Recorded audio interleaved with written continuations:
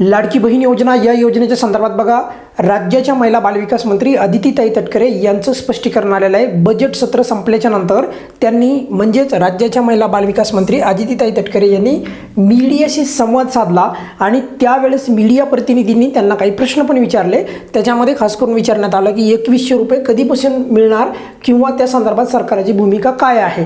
खरं तर आपण पाहिलं तर बघा या आताच्या अर्थसंकल्पामध्ये प्रचंड वेगवेगळ्या योजना वेगवेगळ्या गोष्टींची घोषणा झाली, पण मात्र त्यासाठी किती निधी लागणार, त्यासाठी किती निधीची तरतूद आहे या गोष्टी स्पष्टपणे जे आहेत त्याच्यामध्ये मांडलेल्या नाहीत। असं म्हणलं तरी काही वावगं ठरणार नाही, कारण असं बऱ्याचशा गोष्टींच्या बाबतीत ठरलं आहे। आणि आपल्या या लाडकी बहीण योजनेच्या बाबतीत पण भरीव निधीची तरतूद करण्यात आलेली आहे। म्हणजे भरीव म्हणजे नेमका किती निधी याबद्दल स्पष्टीकरण येणं अत्यंत गरजेचं आहे। पण जेव्हा राज्याच्या महिला बालविकास मंत्री अदितीताई तटकरे यांना प्रश्न विचारण्यात आले तर बघा त्यांनी काय आज बजेट सत्र संपल्याच्या नंतर काय त्यांनी सांगितलं एकदा थोडक्यात आपण पाहूयात। बघा तर त्यांना पहिला प्रश्न विचारला की 2100 रुपये कधीपासून मिळणार आहेत। तर त्यांनी या प्रश्नाचं उत्तर जे काय आतापर्यंत आपल्याला भेटत आलेलं आहे ते म्हणजे काय की योग्य वेळी आम्ही देऊ।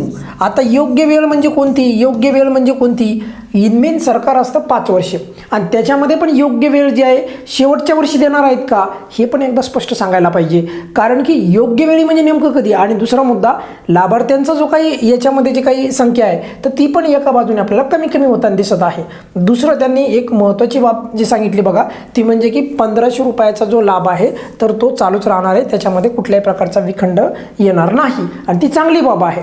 योजना चालू राहणार आहे, परंतु योजनेसाठी भरीव तरतूद किती करण्यात आलेली आहे, त्यानंतर 2100 रुपये कधीपासून देण्यात येणार आहेत या बाबीवर स्पष्टीकरण अजूनही आलेलं नाही।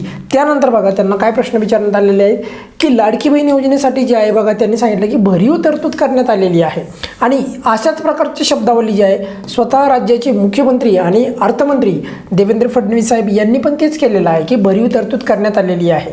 परंतु भरीव तरतुदीचा अर्थ काय आहे, यावेळेच्या बजेटमध्ये प्रचंड वेगवेगळ्या बाबीच्या संदर्भात नेमकी तरतूद किती या गोष्टीचं स्पष्टीकरण नाही आहे आणि त्यामुळेच राज्याच्या महिला बालविकास मंत्री अदितीताई तटकरे यांना पण विनंती आहे की नेमकी तुम्ही 2026-27 या वर्षासाठी लाडकी बहीण योजनेसाठी किती तरतूद केलेली आहे एकदा सांगायला पाहिजे। आणि सर्वात महत्त्वाचं म्हणजे योग्य वेळ म्हणजे कोणती याबद्दल पण थोडं स्पष्टीकरण द्यायला पाहिजे।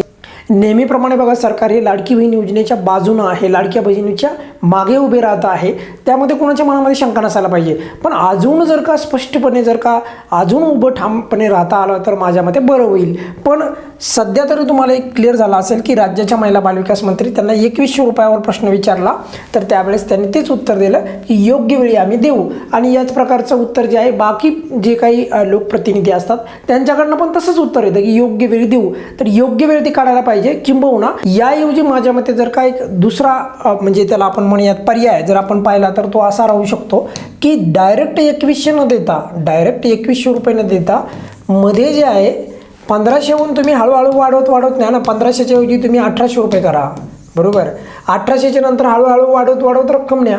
परंतु ही बाब जी आहे ही शासनाने विचारात घ्यायला पाहिजे आणि लाडकी बहीण योजनेच्या संदर्भात जे आहे अगदी स्पष्टपणे जे आहेत इथून पुढे जे आहे पारदर्शकता, जास्तीत जास्त पारदर्शकता या योजनेच्या प्रत्येक गोष्टीमध्ये दिसायला पाहिजे, जेणेकरून लाभार्थ्यांच्या मनामध्ये जे आहे या योजनेच्या संदर्भात विश्वास निर्माण होईल। या व्हिडिओमध्ये आपण इथेच थांबूयात। बघा तुम्हाला अगदी क्लिअर झालं असेल, त्यांनी सांगितलं की योग्य वेळी देऊ आणि त्यानंतर त्यांनी हे पण सांगितलं की 1500 रुपयाचा लाभ मात्र चालू राहणार आहे, योजना बंद होणार नाही। स्वतः राज्याच्या महिला बालविकास मंत्री अदितीताई तटकरे यांनी ही अपडेट दिलेली आहे। या व्हिडिओमध्ये आपण इथेच थांबूयात। काय अडचण असेल नेहमीप्रमाणे तर कमेंट्समध्ये विचारू शकता। धन्यवाद।